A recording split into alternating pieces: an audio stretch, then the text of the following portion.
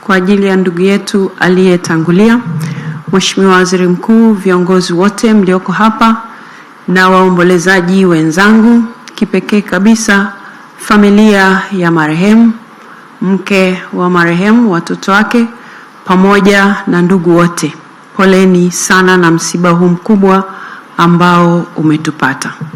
Na sisi wote tulioko hapa, pamoja na kwamba tunamuombea baba yetu, kaka yetu apumzike kwa amani, na nyinyi tunawaombea mpite salama katika jambo hili ambalo Mungu ameriruhusu lipite kwenu wakati huu.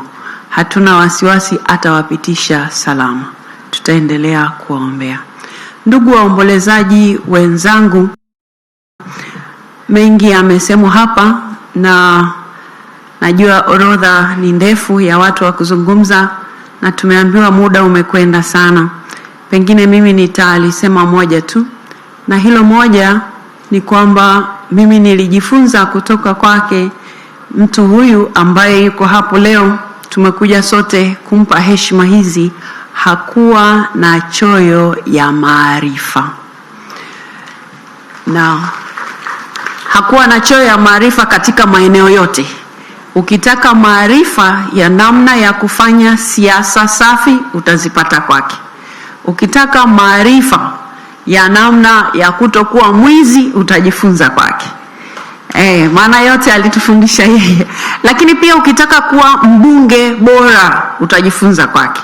Na ukitaka kuwa mbunge wa muda mrefu kama yeye alivyokuwa utajifunza kwake. Na hakuwa na choyo, kwa maana ya kwamba katika hayo maeneo machache niliyoyataja angeweza kukueleza kama ungetaka. Kwa wale wachache ambao walikuwa akikuona tu labda unaenda ndivyo sivyo, atakuita yeye mwenyewe akwambie, hebu njoo kaa hapa, tunaenda hivi, tunaenda hivi, tunaenda hivi. Ukitaka kufanikiwa jambo hili nenda hivi, ukitaka kufanikiwa jambo hili nenda hivi, ukifanya hivi unafanya vibaya, ukifanya hivi hutafanikiwa. Kwa hivyo hakuwa ni mtu ambaye angefurahia baya limpate mtu mwingine, na ndio maana hakuwa na choyo ya kutoa ushauri katika jambo lolote.